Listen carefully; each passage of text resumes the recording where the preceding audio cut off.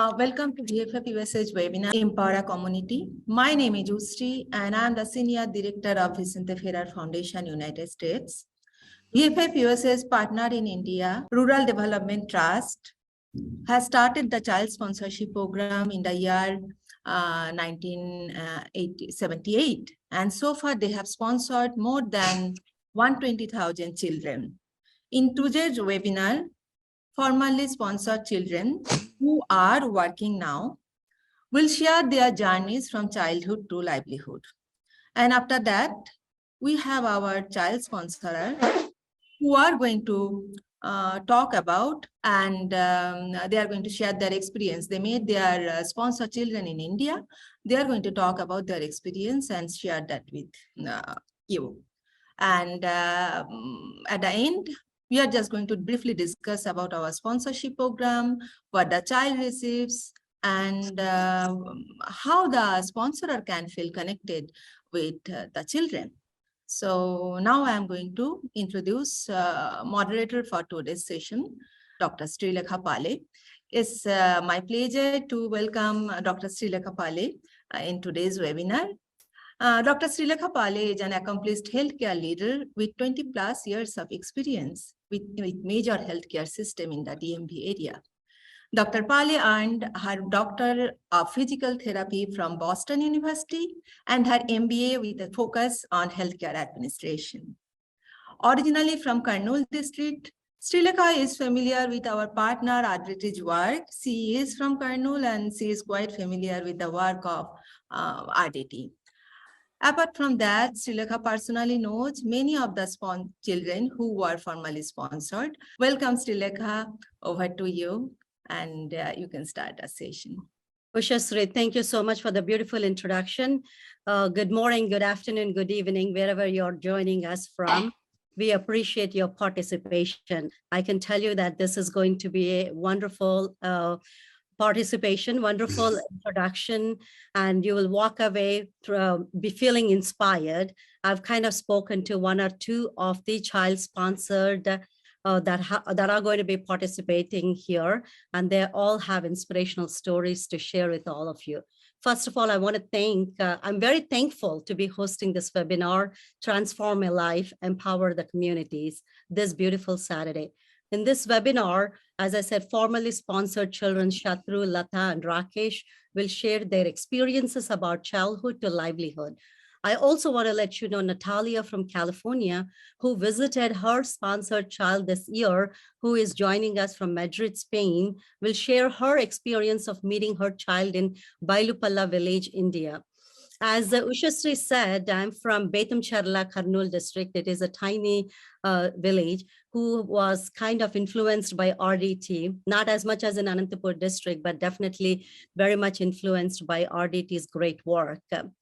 I'm also excited to announce that Fran Ventura, who pedaled from Los Angeles to Anantapur as part of his campaign, Kartas Para Nandini, to raise awareness about child sponsorship, has also joined us. So this is going to be a wonderful seminar, and I'm thankful for all of you for being here. Without any further ado, I'm going to be introducing our first panelist that has joined us from Hyderabad, Shatru Nayak. Shatru Nayak was born in a remote village of Anantapur district in Andhra Pradesh. He was one of the first generations VFF-sponsored children. With RDT and VFF support, he could crack a Bright Children Merit Scholarship to study in one of the finest residential English medium schools back home in India. After high school, Shatru studied Electronics and Communications Diploma Engineering and later did his master's in Computer Science.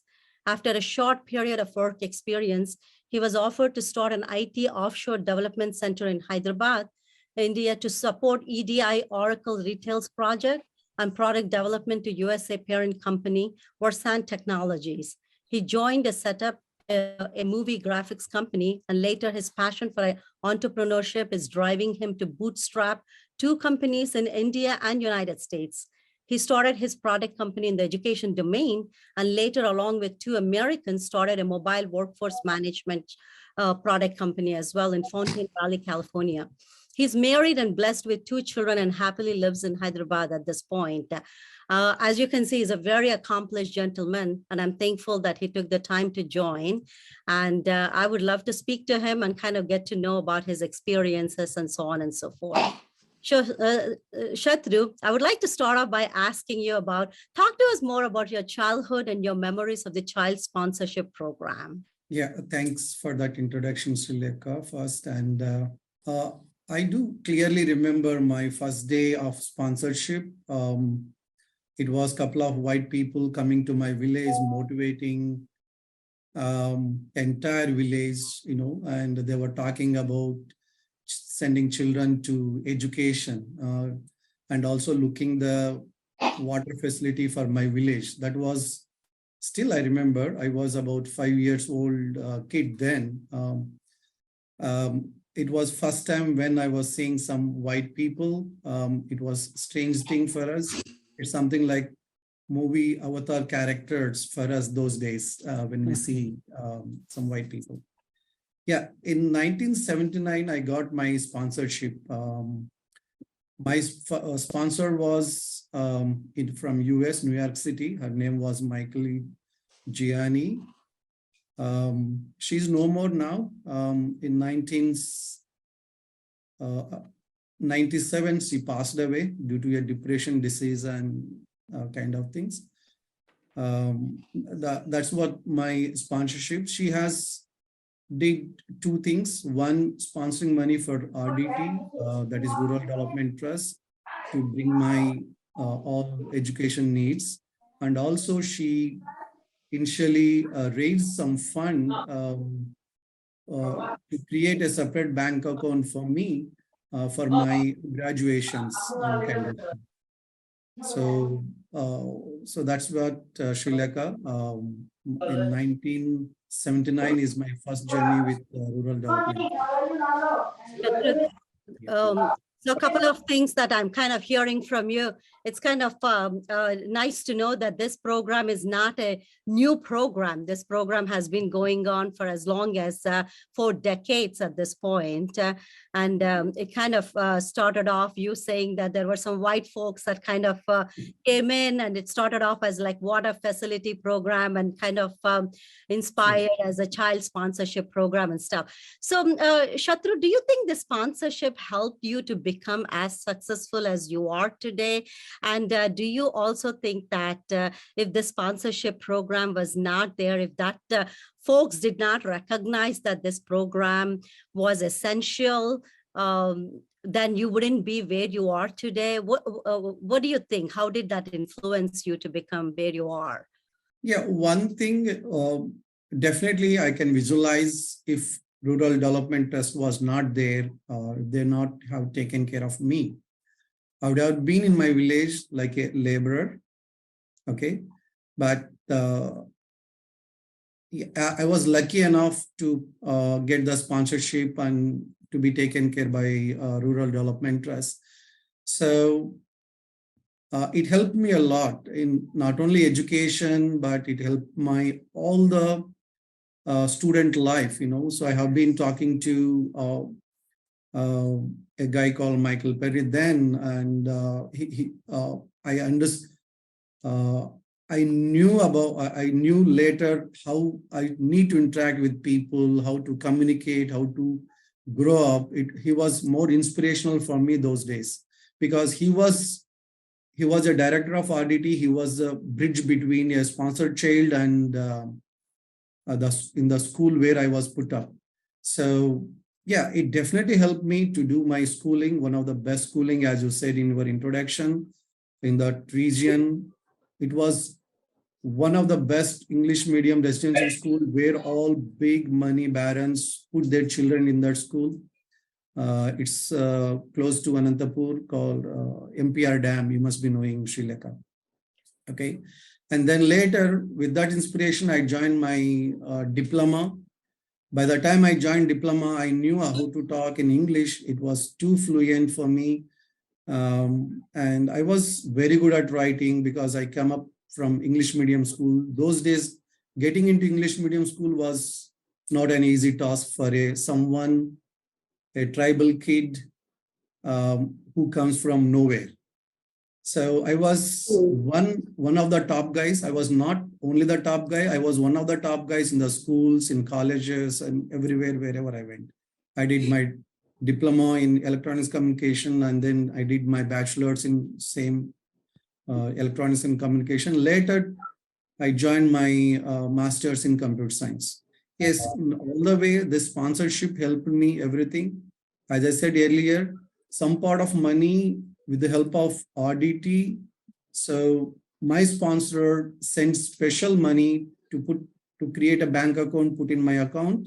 So when I went for graduation, that money was RDT helped me to buy my books, along with RDT, buy my additional needs for my engineering kind of stuff and later things.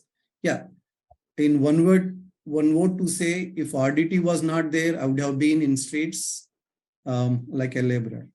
But now, Shobhar, I think what really is resonating to me is the soft skills that you just said, that RDT, not only obviously the sponsor gave you the funds, which I think is godliness, but RDT was instrumental in making sure that you had the soft skills like communication, right? Because the education is great. Giving the money is great, having the resources is great, but if you still don't have the soft skills, but also the gratitude I see in you. I think if you don't develop those soft skills, you can only get so much in life. Having that inspiration and having that gratitude, having that humbleness to admit that if there was no organization to kind of make you feel like you have to get somewhere, you really can get. Is there anything about unique about this program you want to share with our audience? I see a lot of audience have jumped in on a Saturday morning. That tells me that our audience really want to do something for the community. I want to be very thankful for the audience to that have jumped in, because that tells me that they're motivated to do something for this program. So do you want to share anything with them? Yeah, definitely, like me being myself a sponsor child and beneficiary, and then later looking at around the different organizations in India, or else looking at organization in US and Europe, so which I come to know through my work experience, I see Rural Development Trust is the only unique thing which organization which I found. They give a holistic mechanism for entire society wherever they are taking care, like especially in Anantapur, Kurnool, and all other places. Just to name Sri Lanka, they give education to children, they empower women, they empower society through agriculture and other activities, like they build check dams where a lot of ecology is getting developed in that area. Especially my area got a lot of benefit. Like my father had little land, it was full of stones. So now they help entire community to clean land of entire village. One day they go to one person's land and we remove the stones. It was a group activity. For that, they also funded little money to do the activity to motivate those days people. So it really helped to raise up the farming also, And I see the health sector. When I was a young kid in my village, we need to walk about 8 kilometers to take a bus. And then from there, we need to wait for at least 1.5 hours to take the bus. We need to wait. And then we need to go to the nearest town called Kalyandur. And then we need to go government hospital or else any other doctor there and just come away. So entire one full day is done and you don't get any big facility or anything. It's just a consulting from one doctor, which it was happening.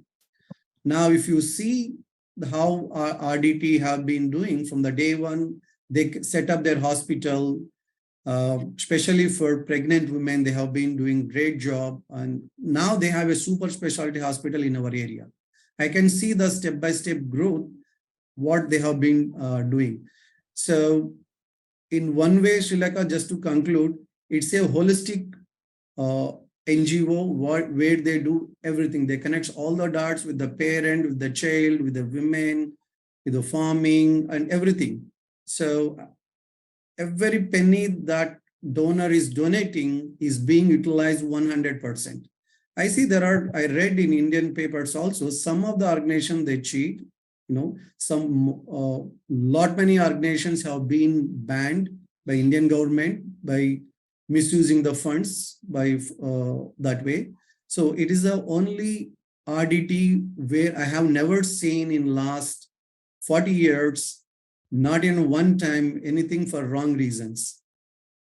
Okay, I think this would be their holistic approach is more unique, what I can say. Absolutely, Shatru. I think in conclusion, I think I hear that this organization is unique in such a way that they just really didn't focus on one thing. They realized that in order for families and the entire village to grow or the region to grow, it's not just important to focus on one education, but infrastructure development, healthcare development, women empowerment, child development, transportation, road development, technology development. I think they just looked at it from a very holistic perspective and kind of grew every angle. So a part of it to ensure that entire region is developed.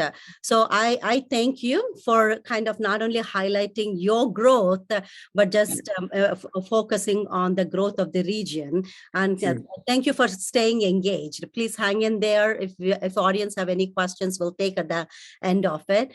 Lata, we are going to move on to Lata. Lata is another sponsored child. Lata has 5 sisters and 1 younger brother. All of them are graduates. She's married and has a son. Lata is currently working in Abu Dhabi for a software company. She completed her primary education in the government school and RDT supplementary school, both in her village. From 6th to 10th grade, she studied in Nalamada.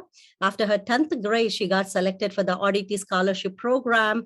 RDT sponsored her studies in corporate colleges, intermediate at Narayana College, Anantapur, and Bachelor of Technology at G. Pulla Reddy College in Kurnool.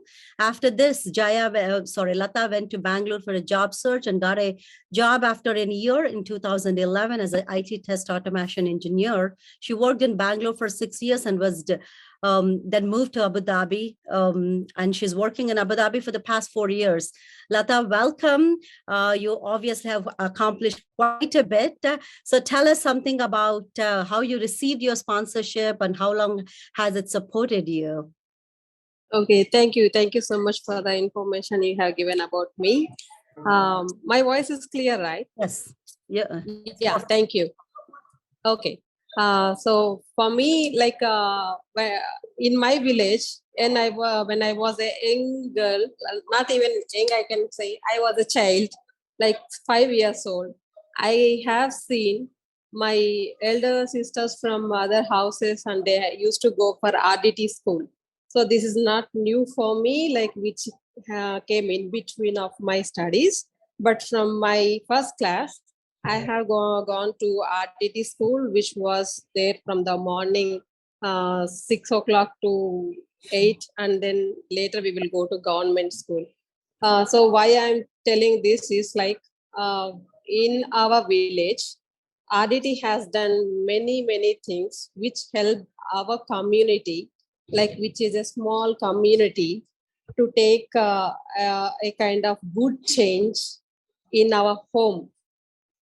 First, like my mother, all the women earlier, they used to stick only for the homes by cooking and taking care of the family.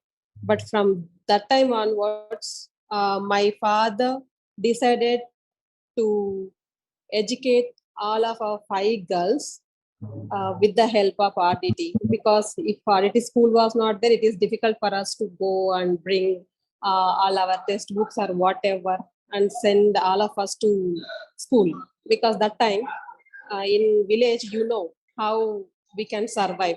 If we go for work, if we get earn money, then only we can eat for the day. So that is how the situation was there. Even though my father is a landlord, but we cannot sustain by doing things by our own.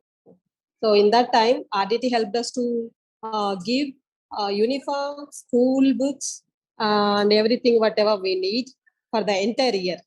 So with the all facilities, and also we used to get encouragement for the any special subject whatever we are talented in. Like I was part of maths quiz, like which will be conducted on the mandal level. So that was a great encouragement for me actually to do something better than others, something like that I can say. So after that, I wrote an exam and then I got selected for the APSWR residential schools. And there I was studying. I used to keep on motivation by asking for me to write the letters. Like as a sponsor child, I need to write a letter for my sponsor. So like that, I used to get all kind of encouragements, and they used to give some kind of gifts also, like it will be great to see when we receive gift. You can see the smile on the face of that girl or boy in the school. Like they will be able to explain like, yeah, this is what I received from my sponsor. So this was something special for us at that child age. And then when I completed my 10th class, my school teacher, he told me I got selected in this special education program. We were having no idea what it is going to be, but I was thinking like, okay, let it happen. We will see what it is going to be happen. So we started as a group of maybe less than 100, and we used to have this special education program related meetings, and they will be explaining how the college is going to be, what kind of environment we are going to be entered. Because from the village, how a student will go from village to a corporate college. It will be difficult for us to mingle with the other people. And I was not at all knowing how to write better English or like how to speak. So for me, when I entered into that corporate college, it took for me almost 6 months not to cry to go to the class. So every day I used to call my sirs and then tell them, please, sir, I will go to Telugu medium. I'll not go with this English medium. It is becoming very difficult for me. I'm getting less marks. But my education director, Chandrasekhar Naidu, was there. And also we used to have some people every month or twice a month. Somebody will come and check how are we doing and what are we doing. And they used to give some kind of cosmetic money to make sure we have sufficient things to be mingle with the other people. Because there we can see there are many kids, they will be having full of sufficiency. So like that, my sirs used to make sure we are in a good position, not behind comparing with others. So like that, we got also encouragement. They strictly encouraged us to be in the English medium. So I continued. Then I got good marks in intermediate as well. Then I studied my BTech in Karnool. There also we got continuous encouragement. You don't believe, like even parents also, they cannot tell you how to study and how to be good and comfortably in the society and talking with the people. When somebody says like discriminating girls, how to defend yourself, or like teaching them what to say, something like that, I can say. So we faced as a village girl some kind of discrimination, not like now we can see that, but we could able to come out of all that just by encouragement of our parents and teachers, morely from our RDT team, I can say. Special education program, Chandrasekhar Naidu sir, every time he used to uh, uh, have a communication and making sure how are we studying. If we are lacking. Lata, I think Yeah. I really want to get to that point as well, because I think people would be curious to know. But I think 2 points that I'm taking from what you're saying is, first thing, I think I wouldn't be surprised that if anybody from our audience wouldn't have teared up when you said about how they would come in and take care of little things just so you're up to par with other girls that had more resources than you, because that's what parents' role is, right? Yes. When I Yes. drop off my daughter at school, I would be like, do you have enough lunch money? Do you need anything else from me? Yes. So you don't feel like you don't have enough tools and resources in school. So, I mean, to see Yes. that RDT education director or RDT that are not your parents or uncles or aunts trying to take care of you girls that much tells that that is just not their job. They feel like this is Yes. something, a godly work that they're doing. Yes. Yes. That literally teared me up, because that's what I would do for my daughter. But I don't know if I would feel like I have to do it for everyone. But this just really makes me feel so good. But let me also ask you one last question, Lata. So before I move on to Rakesh, what kind of challenges do you think girls face in the community that kind of need this kind of additional support that our audience can kind of digest and say, let me support a girl child who is interested in STEM, somebody like you that has like math interest, that has like science, technology, artificial intelligence, that wants to study? Because recently my daughter was trying to teach some robotics program to polytechnic students back home. So, and she was kind of trying to see how she can help out girl students. So what do you think our audience can do to help out girl students if you feel like there are unique challenges girls face in the community? Like as I have seen, there were many boys when we joined. So always us used to encourage and then motivate where they are lack, and how can we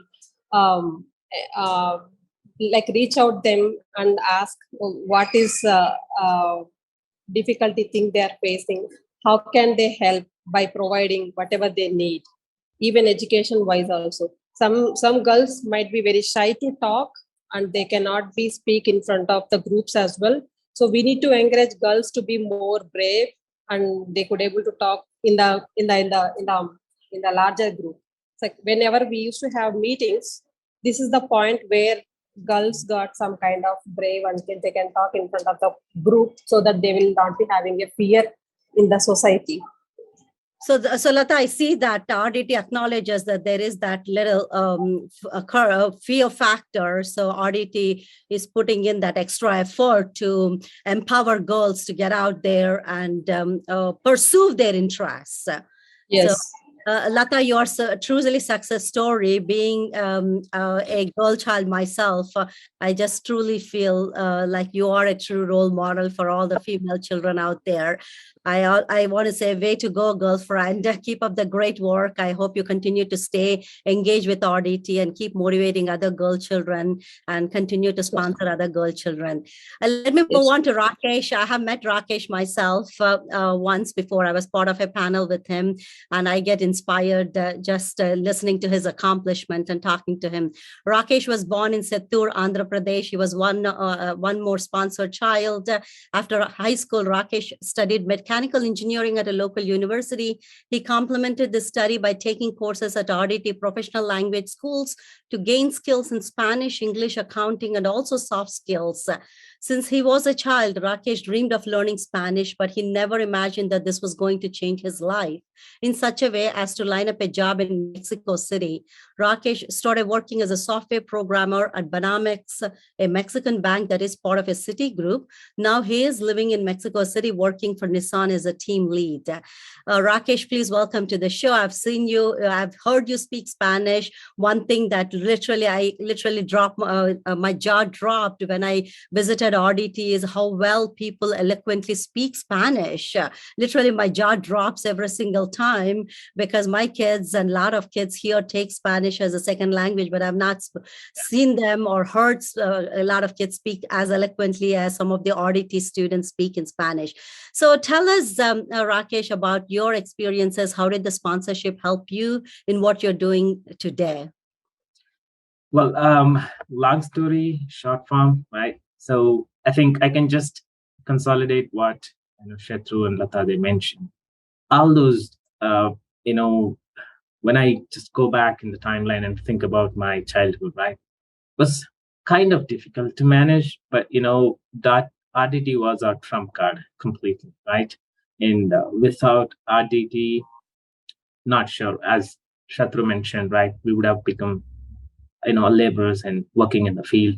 I mean, I don't say that's bad, but still, right, we would have not reached to these, limits, and, we would have not thought, doing this in the life. So in my case, I never thought, right, as you mentioned in the introduction, uh, I was looking at, people, visitors coming and visiting us, and I never thought I was going to talk their language in the future. So, but that's what it makes Audit a special stuff, right? I mean, here the organization itself, it is special because they are trying to go with the pace, how the global society is changing and what are the requirements, and they are trying to change their projects according to the needs of the youth, the women, and different sectors, I can see, right? So I was so glad that I was part of one of these sponsor childs, and probably I can say since my childhood, from probably 5 years or 6 years old, I became a sponsored child, and started. It was not. I don't know what was that, but my dad and mom, they used to, get some gifts from them, and they used to share this with me. And whenever the community organizer comes there, and he lets me know, no, hey, you got a letter from your sponsor. Read that, right? It was so encouraging, motivating, whatever they say in those letters, right? Was always, I was even when I was writing a letter to them, I was so happy to share all my moments, right, for that quarter, or for those 3 months. It was really, kind of being in kind of in dreamland for me, writing those letters and receiving the answers for those letters was really amazing. And that is something, I just want to go back and do it again, if you ask me. So yeah. And after that, the money which they used to deposit in my bank account, right, it was so useful when I went and studied my engineering, right? Completely, my as Lata mentioned and Shatru mentioned, I was able to pay for my textbooks, right, for my any stuff which I wanted to buy in engineering. And yeah, it was literally so useful. And after that, joining the professional school, it completely flipped my life. I was literally working in a small internet cafe in Anantapur after my engineering, and I really didn't know where to go, right? I tried probably 20 companies, I attended 20 interviews to get a job, but I never got into even clearing the first interview, because my communication skills in English were to the bottom, right? uh, I was not even speaking I am Rakesh. I wasn't able to say that either. But when I got into professional school, I became completely a different person that I used to know, and learned English along with Spanish, and all that course was completely, a different world for me. For that 1 year was completely a different world, and they trained us, they nurtured us in such a way that we can, confront any kind of difficulties which come through in our way, right? So that is something I can remember for entire my life, because that is very important. Rakesh, thank you so much for sharing that story. Look at you. I know that you are a very successful young man at this point, and you also sponsor other children. That just tells that you're obviously very inspired and very have a lot of gratitude for all the things that you have received. So thank you for joining us. Please continue to stay engaged. I'm going to move on to Natalia at this point and ask her more about her visit to Anantapur to meet the children. Little more about Natalia. She was born in Segovia, Spain. She's a kindergarten teacher at the Grant Elementary School in Richmond, California. She loves being a teacher because it is obviously a very rewarding job. She shared that watching my little ones learn is the most fulfilling experience. She loves young children because she not only gets to teach them, but also nurture them. She sponsored her first children with VFF USA in July 2021 and the second children during her visit in India in June 2022. Natalia, please welcome. I would love to know, why did you become a child sponsor? Oh, great. It's good evening, good evening, good morning, good afternoon, everyone. I'm from Madrid, so it's the evening here. Thank you for introducing me. And yeah, I'm totally ready for the questions. So I was just wondering, Natalia, why did you choose to become a child sponsor? I know you had the opportunity to visit your sponsored child too. So I was wondering if you can give us, what was the memorable part of the visit? Why did you become a child sponsor? What are the benefits of being a child sponsor? Anything that you want to share with our audience about that entire sponsorship experience? Okay. Yes, absolutely. Well, thank you for having me tonight. Why did I become a child sponsor? Well, there are many reasons to become a child sponsor, but the most basic is that many children will miss out on crucial opportunities to break free from generational poverty if we do not sponsor them. What does a child need? I mean, I'm a kindergarten teacher. What does a child need?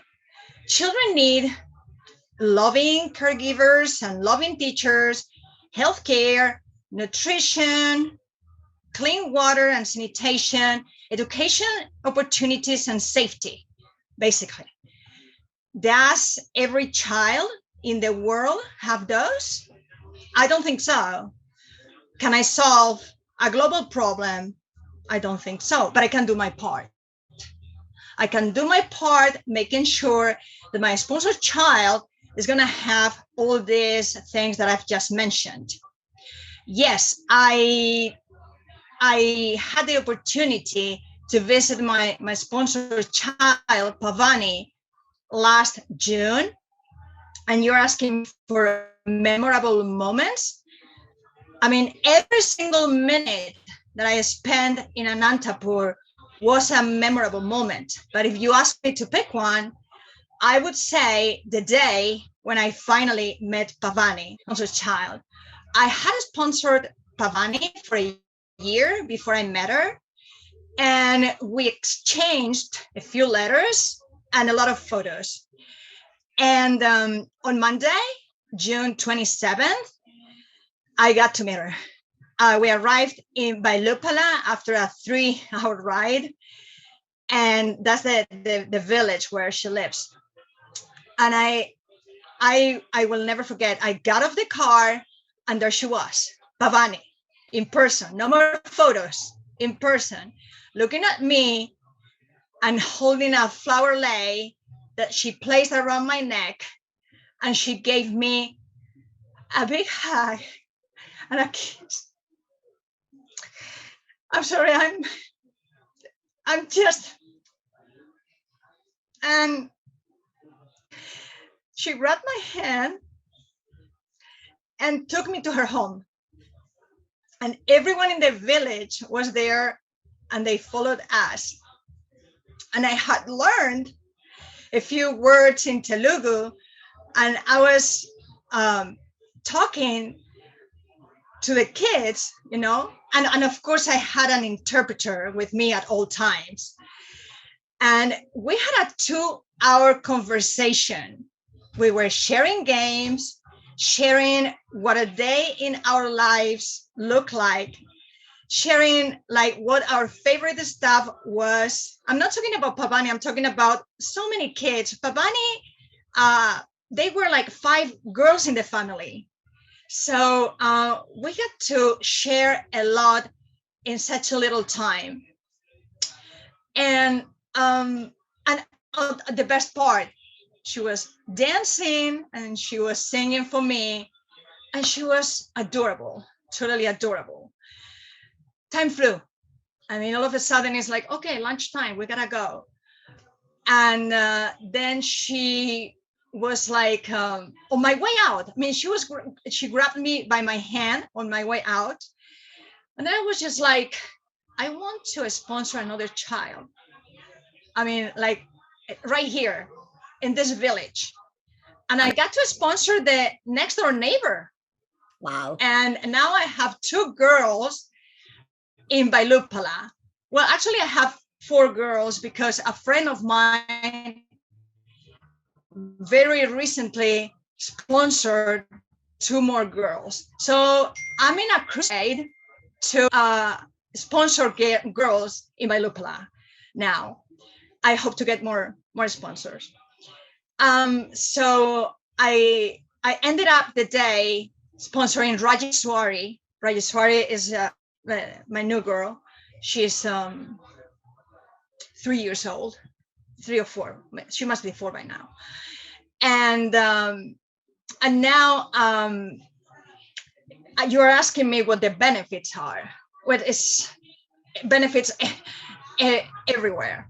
The benefits are that your monthly contribution helps to fill the gap. Looks like we are kind of lost Natalia there.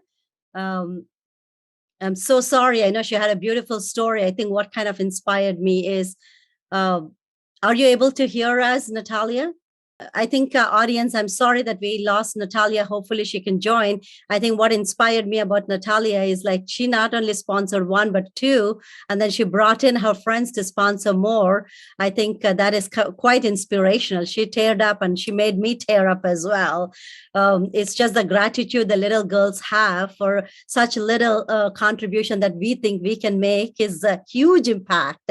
Let me introduce Fran Ventura. Ventura, it looks like we saved, I hate to say the best for the last because everything is the best around here. What is not best about it? So, but let me introduce Fran. He is a film star. He's a filmmaker, a producer from Spain, and a screenwriter. I'm very humbled to have him here. In 2014, Fran Ventura pedaled 14,000 kilometers from Madrid to Anantapur, unheard of.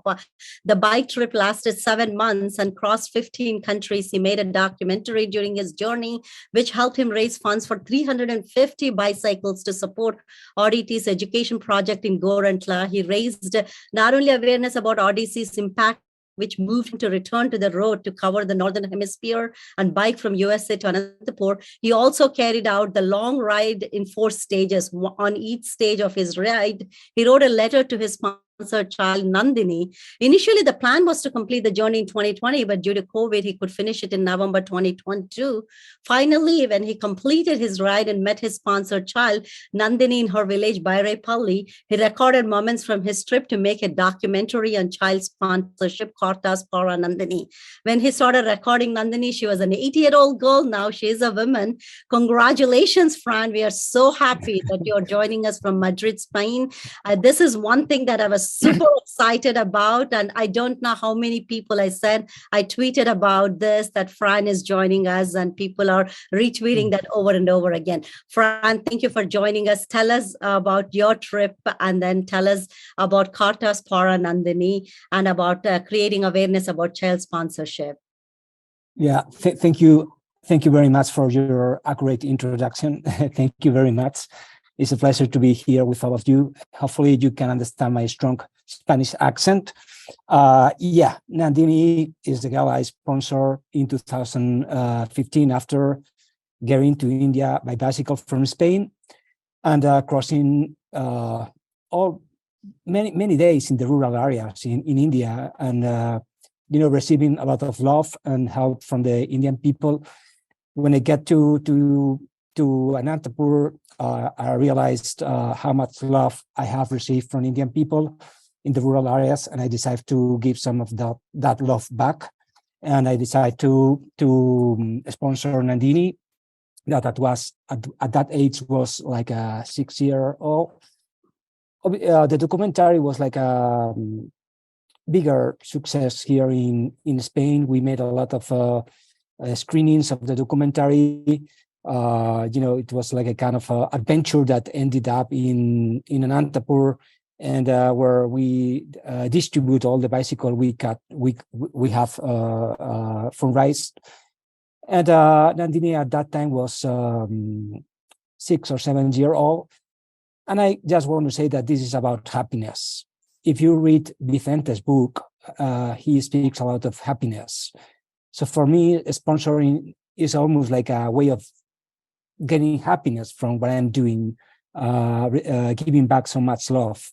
And, it's amazing. I can understand very well Natalia when she starts crying, because it's like a very emotive moment to see how your money effort to develop these rural areas and give back some of the love we have received. So this is like to be honest, I feel you are like helping to develop these rural areas, and you are helping this kid to have a future. But at the end, you are receiving much more than you are giving. This is like the big secret, We are receiving much more than we are giving, so much more. And that's why I try to say to other sponsors, you will receive much more than you are giving. And especially when and that's where, so I could convince other people to sponsor, and I'm trying to convince them also to go to India and meet their sponsor kids. So they will realize that is going to be one of their happiest days in their lives. And so I always say this is about happiness. It was amazing to see the success of these three people, that they have been a sponsor time before, and then now they are sponsoring as well. And that's why I also decided to produce this new documentary to convince other people to sponsor, to inspire other people to sponsor. And about Nandini, what can I say? It's like I've been writing her letters all over this year, telling her how my trips around the world with the bicycle were, and inspiring her to fight for her dreams, fight for your dreams. Everything is possible. Vicente used to say, everything can be, everything is possible. You have to believe in what you are doing. It doesn't matter if you are in a very small town in Anantapur, in a very rural area, you can reach wherever you want. And I think the most important thing, sponsor, we can do is to inspire our kids to believe in their dreams and to think that everything is possible. You just have to fight for it. I mean, I couldn't imagine, pedaling from New York to Anantapur. It's that has been over 16,000 kilometers, about 10,000 miles. And I did it. I just believe in what I was doing. And definitely, I mean, I feel very happy of being a sponsor. I've been receiving so much love that, it's like that is one of the secrets I try to tell everybody. You are buying happiness, the happiness of, giving a future to the people who otherwise will have it harder, Fran, I think what I'm able to hear is the more you give, the more you receive. And I think what you receive is boundless, right? So what was the most challenging part of the ride, Fran? I mean, that is unheard of. I mean, I ride 5 miles and I'm exhausted for the day. So what is that 15,000? What was the most challenging part of that ride? I mean, each country is different. Definitely the north of Canada, the Yukon area, it is very, there's nothing there. So you have to survive in the wilderness, and no telephone signal. The distance in between the towns is huge. So that was one of the most the tougher parts. But I couldn't change any of that kilometers from nothing. I mean, it's like it was an amazing experience. And I tried to tell Nandini how is the wall I found with my bicycle. And that was one of the challenging parts of the trip. So, Fran, I'm sure all the audience are wondering, when will we be able to see your documentary, Kartas Para Nandini? I think that would be one of these exciting days for all of us. I think it will be available in the autumn of 2023. At least here in Spain, we will try to screening, and we'll try to make try to screen it as much as we can. Yeah, and I think the shooting of the meeting between Nandini and I was pretty special, full of emotions, and the people will understand through the documentary how special it is to sponsor a kid and to transmit all your, I mean, inspire them to fight for the dreams and to show them the how big the world is. Yeah. No, Fran, this is inspirational, and thank you. I mean, I know you're a very busy man. We appreciate you not only doing this for Nandini, but also doing it for the organization and doing it for India. I think I know you said you love India. India loves you very much, and definitely. We are very grateful that we found you and you found us.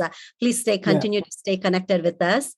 And I am going to let Ushasri, Ushasri is Natalia back. I would love to revisit if she's able to. Otherwise, I'm going to ask you to speak in the leftover minutes that we have. I'm glad we are still on time.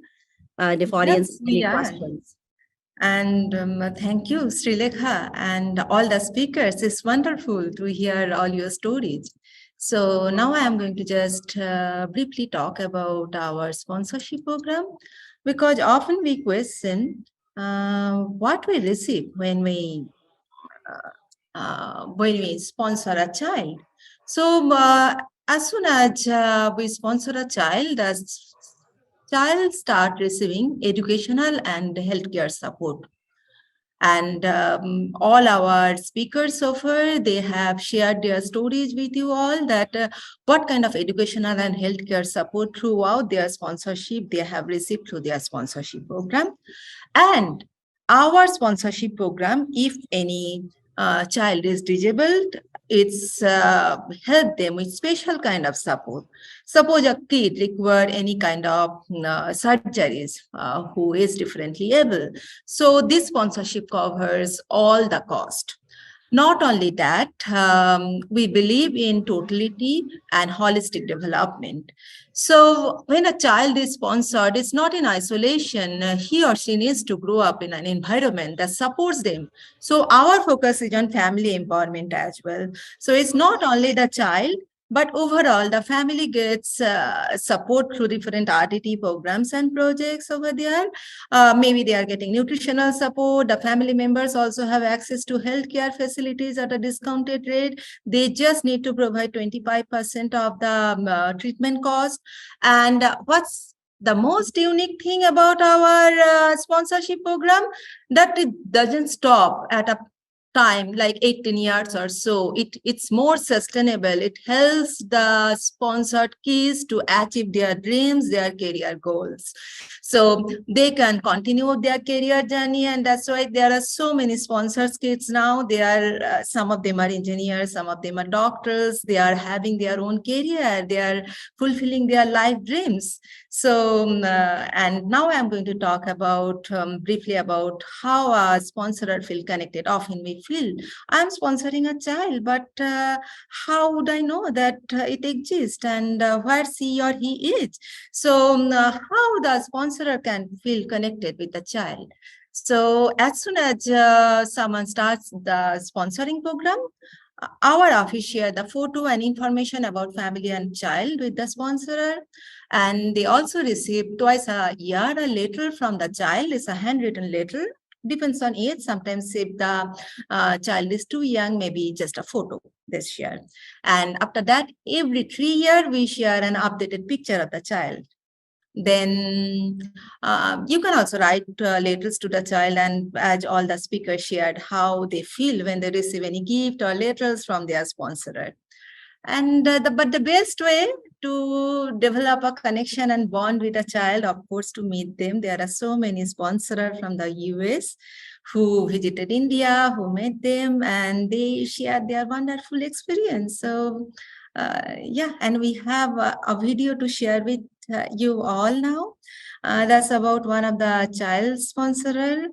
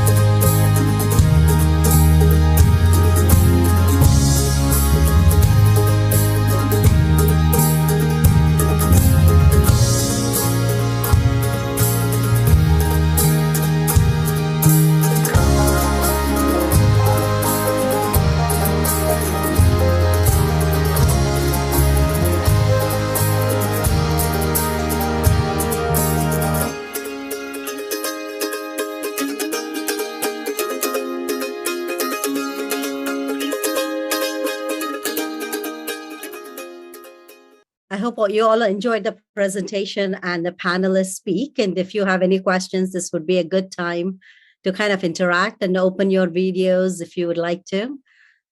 I think, Ushasri, there's a great question in the chat. It says, how are the children selected? Thank you, SP Sitana. Nice to hear. So yeah, we have our director of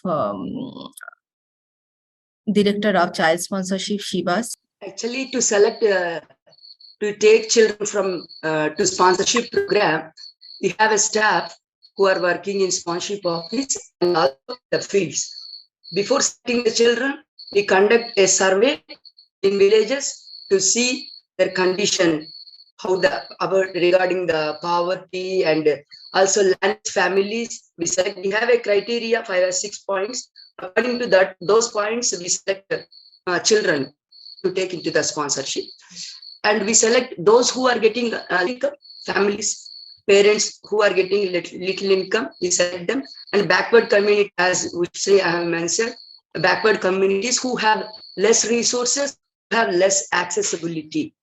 We select those children. We conduct a family to family survey, our field staff, and then the sponsorship team who are working in central office. Then we go to villages and we conduct series of meetings also in villages to speak with children and families. And then we prepare the case histories of child and we send to sponsors. And we don't select the children who belong to government jobs. No? If the parents have government jobs, those children we don't select them.